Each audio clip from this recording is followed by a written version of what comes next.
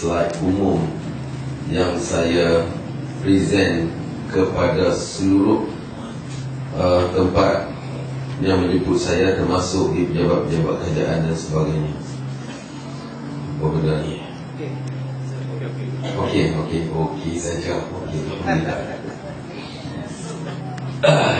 Kepentingan kesedaran penggunaan, kepentingan produk halal, kepentingan memahami isu-isu halal haram, dan kepentingan kita untuk mengetahui isu-isu terkini dalam dan luar negara. Jadi terima kasih kerana menjemput saya hadir.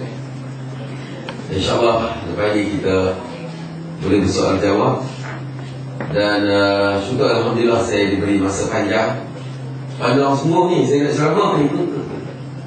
Saya bukan ada handbrake tak ada, brake pun dah habis.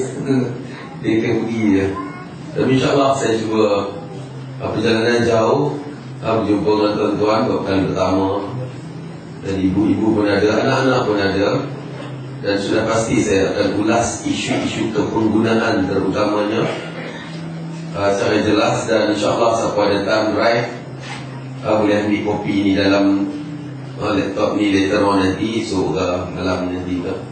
Jadi boleh ambil ni buat balik, tuan-tuan. Dan saya titipkan juga kertas ni untuk guide lah, tuan-tuan.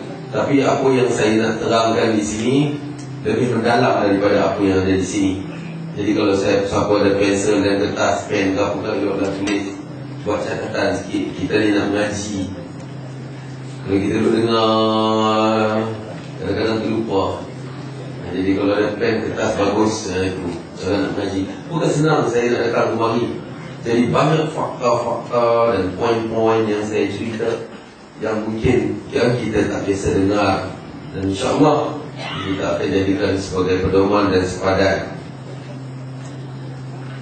Kita bermula dengan agenda tajuk utama. Adakah anda yakin dengan kesucian makanan anda dan anak-anak anda? Itu dia. Saya sampai je, rehat sekejap, dah kenal nasi ayam. Makan nasi ayam. Saya tak makan ayam sebenarnya, tapi orang kata bila ayam dah duduk ke depan, lasah juga, tanya dan syabas, sedap nasi ayam. Kalau buat niaga bulan puasa bagus. Adakah kita yakin dengan kesucian makanan kita dan makanan yang kita buat balik bagi makan anak-anak kita?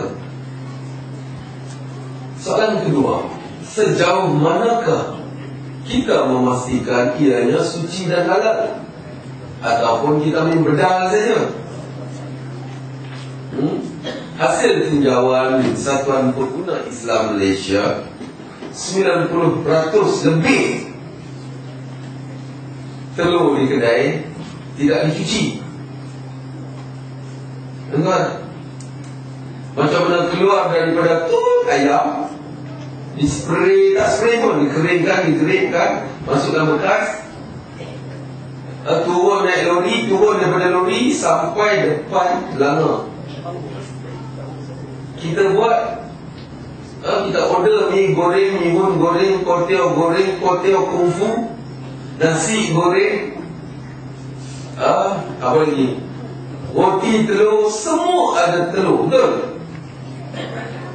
Cuba kita ambil lah telur tu, kita tengok betul-betul, pasti ada najis. 98% telur di kedai tidak dicuci. Kita pula hari Minggu pergi pasar tani, belilah telur, beli sayur-sayuran, nunggu atas meja, nak tolong kemas, mak nak tengok melodi. Sayur-sayur tu, telur-telur tu dah longgok dalam peti ais.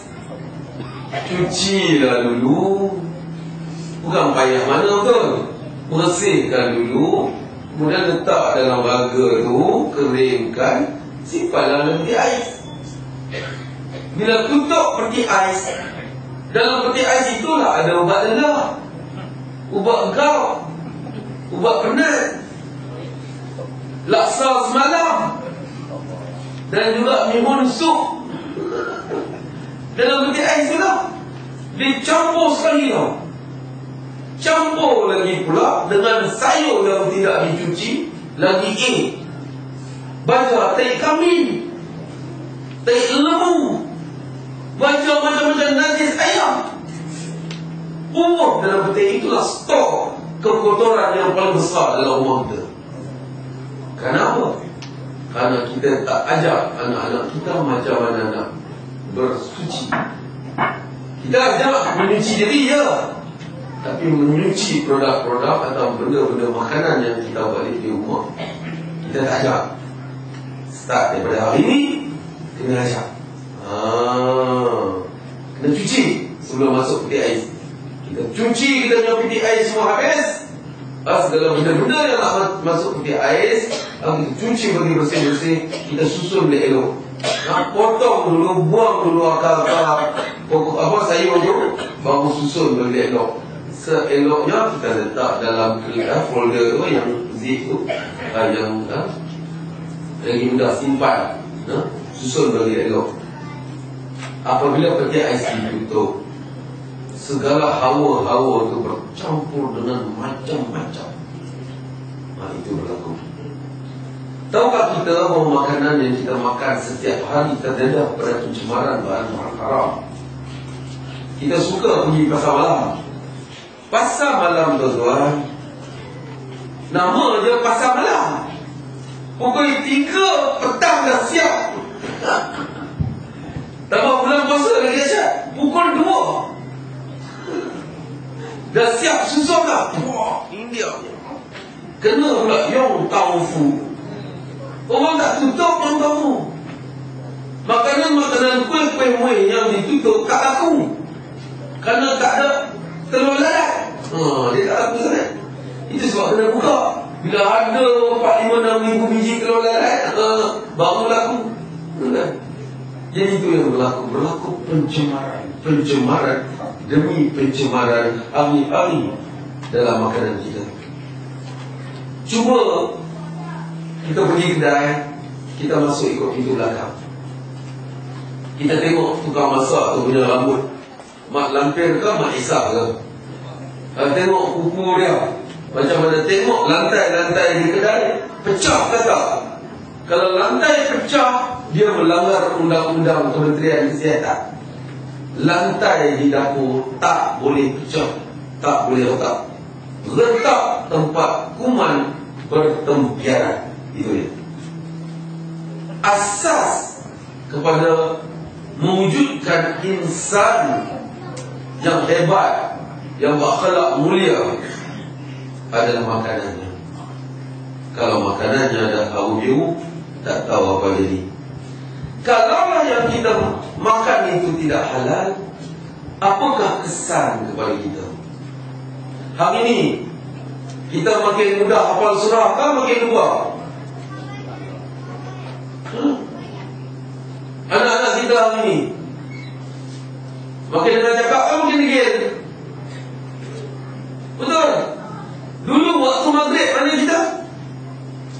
Waktu maghrib kita dah siap balik rumah kan? Siap mandi, sekejap lagi nak solat, lepas nak mengaji. Hari ni waktu maghrib mana anak-anak kita? World Cup. Dan kita dah lupa mak bapak kita dulu ajar kita, bagi petua kat kita, kita lupa dan kita tinggalkan. Itu sebab anak-anak kita hari ini meronsingkan pemikiran. Ini yang berlaku. Dan kita melihat bagaimana jiwa anak-anak muda kita, penyakit-penyakit yang melanda anak-anak muda, penyakit yang Allah, yang kita mempening kepala bila nak pergi. Dan kita percaya, mungkin tak semua orang setuju dengan pandangan di Persatuan Pemuda Islam Malaysia, tapi Persatuan strongly believe that food that we eat contaminated, tercemar dengan benda-benda yang tidak halal, benda-benda haram, menyebabkan perilaku sasia anak-anak kita hari ini haram biru, sumbang haram,